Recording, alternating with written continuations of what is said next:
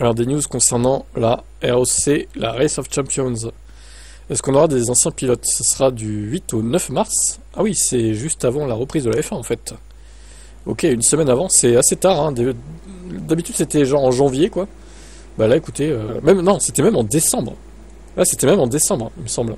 Parmi les visages familiers de la F1 qui participent encore à la course, on trouve Vettel, Coulthard, Bottas, Mick Schumacher et Kovalainen. Mika Hakkinen a également souvent participé à la course mais ne sera pas là cette année. La Finlande sera donc représentée par Kovalainen et Bottas, le dernier arrivé sur la liste des engagés.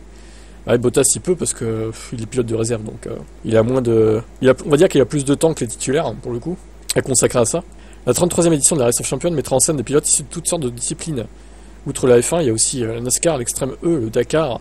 L'accord Stadium de Sydney sera transformé en un circuit à 2 voies d'1 kilomètre de long, spécialement pour la course où des pilotes de différents pays s'affronteront directement. Ah ouais, c'est à Sydney en plus, donc en vrai c'est dommage qu'il n'y ait pas d'autres pilotes de F1 actuels qui y participent, genre Verstappen. Pourquoi il le fait pas ça d'ailleurs? Ah Max, toi qui aimes bien le sport auto et te mesurer à d'autres pilotes dans plein de voitures différentes, pourquoi tu le fais pas ça Max? Max il a jamais fait ce truc là en vrai hein. Ah, franchement je comprends pas là. Ah Max, on va encore dire que je critique mais pourquoi il le fait pas? Et Alonso, Hamilton aussi, pourquoi vous le faites pas là les gars? Allez là. Oh mince hein. On aurait bien les voir ces pilotes actuels sur les mêmes voitures en duel là. Ça serait très drôle. Bah dommage qu'ils le fassent pas. La Race of Champions rappelle à tous ceux d'entre nous qui ont la chance de participer pourquoi nous avons commencé à courir. C'est de la pure compétition sur la piste et une camaraderie incroyable en dehors des voitures. La compétition est aussi rude que possible et tout le monde veut gagner. Mais une fois que nous avons terminé la course, l'atmosphère est incroyable entre nous tous, pilotes de différentes séries et générations. Même depuis que je me suis retiré de la course à plein temps, je continue à conduire, notamment en présentant la Red Bull F1 Car dans le monde entier, a déclaré Coulthard. Il espère remporter son 3e titre des champions dans la ville australienne. Ouais alors, qui dit que c'est à Sydney dit que ça sera dans la nuit, en fait, c'est irregardable pour nous en fait. Malheureusement j'aurais bien aimé voir mais je vais pas me lever à 3 ou 4 heures du mat pour voir Valtteri Bottas affronter Mick Schumacher quoi. Bref, ouais flemme hein, quand même. À la limite faudrait trouver une rediff et la regarder en stream sur Twitch le lendemain quoi, mais enfin quelques heures plus tard du coup. Je sais pas si peut-être sur YouTube, il y aura peut-être une VOD sur YouTube en vrai. Ça pourrait se faire.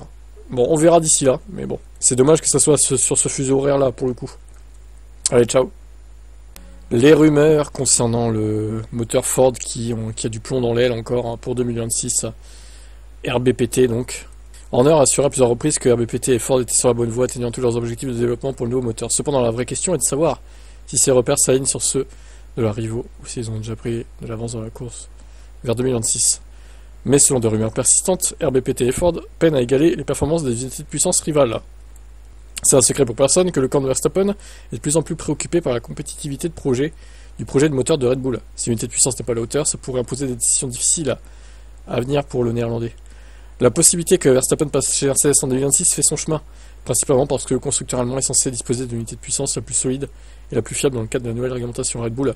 Powertrain étant confronté à des doutes sur sa compétitivité, le camp Verstappen surveille de près les options alternatives. Le média italien Autosprint a écrit sur les Red Bull Powertrains dans son édition imprimée de cette semaine. Selon les sources du magazine, les rumeurs concernant les problèmes de moteur sont fondées. D'une part, les moteurs ne sont peut-être pas assez rapides, mais d'autre part, le plus gros problème sera la fiabilité. Ah bah ça, qu'ils soient lents, c'est une chose, mais s'ils finissent les courses encore. Par contre, s'ils sont lents et pas fiables, alors là, c'est catastrophique. Bon, moi, j'ai lu aussi sur Off-Track que, je vous le dis dans cette vidéo aussi, comme ça sera fait, pas besoin de faire une autre vidéo. J'ai lu aussi que Verstappen avait assuré à Red Bull qu'il resterait 2026 inclus aussi. Et pour 2027, bon, il verrait selon l'équipe la meilleure, en 2026, il irait chez eux, en fait, quoi. Grosso modo, ça serait ça l'idée. En gros, en 2026, bon, il va peut-être galérer avec Red Bull, mais au moins, il verra laquelle équipe est la meilleure, et du coup, il avisera pour 2027, et il ira soit chez Aston, soit chez Mercedes, parce qu'à mon avis, ce sont les deux seules équipes dans lesquelles il pourra aller. Bon, moi, j'aimerais pas qu'il aille chez Mercedes, avec tout ce qui s'est passé, bon, je vous avoue, ça me ferait chier. Maintenant, bon, Toto Wolff, on sait comment il est, il va vouloir absolument le meilleur pilote du moment, donc il va prendre Verstappen chez lui, bien que, voilà, il se soit passé ce qui s'est passé dans le passé, ça il s'en fout. Bon, on verra bien, déjà il faut faire 2025, premièrement, avec la réglementation actuelle, et après on verra l'année prochaine pour 2026. Un nouveau sponsor titre pour Williams. Voyons, l'équipe britannique a annoncé mardi qu'elle concourait désormais sous le nom d'Atlassian Williams Racing. C'est une entreprise de logiciels cotée en bourse. D'accord. Un engagement pluriannuel, plus important accord de partenariat en 48 ans d'histoire de Williams. La société dit reconnaître la position de Williams en tant qu'une icône et de l'un des sports les plus populaires et à la croissance de la plus rapide de la planète. C'est un autre vote de confiance dans le plan de retour de l'équipe pour transformer et offrir de futurs succès en championnat du monde. D'accord, bon, bah, est-ce que c'est une bonne chose de miser sur Williams? Ça, on verra que dans les mois à venir, je suis pas sûr, mais bon, prenez un risque. Je suis ravi d'accueillir Atlassian en Formule 1 et notre évolution en Atlassian Williams Racing. Attirer un partenaire titre de cette taille et de cette importance, c'est un jour mémorable dans l'illustre histoire de notre équipe et une étape majeure dans la transformation de notre retour. Nous mettons en place tous les bons ingrédients pour amener cette équipe en tête de grille. Et avec Atlassian, nous avons un partenaire qui, grâce à cette technologie et ses outils, nous aidera à libérer tout notre potentiel en améliorant le travail d'équipe et la collaboration dans l'ensemble de l'organisation. Nos valeurs et notre ambition s'alignent parfaitement.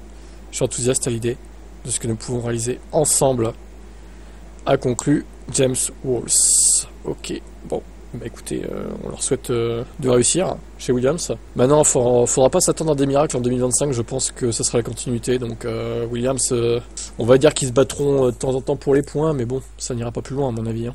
Carlos Sainz ou pas d'ailleurs. Allez, ciao. Allez, on en a parlé sur TBF1, mais je vais vous en parler ici. On va la faire en version courte. Donc la FIA a modifié son code sportif international avec de nouvelles pénalités. Donc le premier article considère comme une infraction tout propos, acte ou écrit qui porte préjudice moral ou matériel à la FIA, ses organes, à ses membres ou ses dirigeants, et plus généralement à l'intérêt du sport auto. Le deuxième article proscrit toute mauvaise conduite. Mauvaise conduite fait en particulier référence, sans toutefois illimitée, à l'utilisation générale d'un langage écrit ou oral, d'un geste signe offensant, insultant, grossier, impoli ou abusif, ou à l'incitation à commettre l'une des actions suspensionnées, violence physique par exemple, coup de coude, coup de poing, voilà, comme Max voulait menacer Russell, hein, on se souvient l'année dernière. Le nouvel article, toute incitation publique à la haine ou à la violence. Conséquences pour les 3 premiers articles ci-dessus. Donc si tu as un premier avertissement, tu t'en sors avec 40 000 € d'amende. Si tu as un deuxième avertissement, 80 000 €, plus suspension d'un mois avec sursis, donc en gros tu l'as pas, sauf si tu refais avec le troisième avertissement qui offre 120 000 € d'amende, plus un mois de suspension ferme. Donc tu vas plus piloter pendant un mois, plus déduction de points au championnat. Ça c'est la double peine en fait. J'espère juste que Max va subir ces sanctions, ce serait trop drôle quoi. L'article 12.2.1 prohibe la formulation générale et l'affichage de déclarations ou de commentaires politiques, religieux et personnels notamment, en violation du principe général de neutralité porté par la FIA au terme de ses statuts, sauf approbation préalable par écrit de la FIA pour les compétitions internationales ou de la SN compétente. Bon, c'est un peu chiant à lire, hein, tout ça, c'est des trucs de droit là. Donc sanction pour ça. Donc en gros là, déclaration voilà, inappropriée quoi. Hein. Commentaires politiques, religieux et personnels. Donc en gros, tout fait un peu trop ta gueule, amende quoi. Donc c'est les mêmes... Alors là, ils rajoutent les excuses publiques et rétractation des propos quoi. Plus 40 000 € d'amende, deuxième avertissement. Donc ils rajoutent aussi les excuses publiques et rétractation à 80 000 €, plus suspension d'un mois avec sursis. Donc t'as pas ta suspension, sauf si tu fais un troisième avertissement. Un mois de suspension ferme, plus déduction du point au championnat. Mais à quel moment un pilote va s'excuser quoi? Genre Max, il va s'excuser des propos... déplacé qu'il va faire, oh bah alors là j'y crois pas du tout. Ah je sens qu'on va rire hein, cette année. Tout manquement aux instructions de la FIA et de la participation des personnes pendant des cérémonies officielles lors d'une compétition compétent pour un championnat FIA. Donc en gros si t'es absent voilà, du gala FIA par exemple, 60 000 € d'amende premier avertissement, 120 000 € d'amende, suspension de l'accès aux zones réservées sur le prochain Grand Prix, paddock, piste, etc. Plus, troisième avertissement, suspension de l'accès aux zones réservées sur les Grands Prix pour 6 mois, plus déduction de points. T'imagines, Max Verstappen est suspendu 6 mois, quoi. Il peut pas piloter pendant 6 mois, plus des points au championnat. Voilà, ça serait incroyable. Alors, en vrai, je suis pas sûr quand même que ils mettent en place ces pénals contre qui que ce soit. C'est juste pour faire peur, je pense. Mais en vrai, je pense pas que ce soit appliqué. Même pour Max Verstappen, quoi. Au bout d'un moment, imaginez, il est suspendu même un mois. Admettons, ça tombe pendant des courses qui se suivent en plus. Il loupe 2 ou 3 courses. Bon, alors là, il peut dire adieu à son championnat. Hein. Bah écoutez, on verra bien. Est-ce qu'ils auront les couilles d'appliquer ça? Ma foi.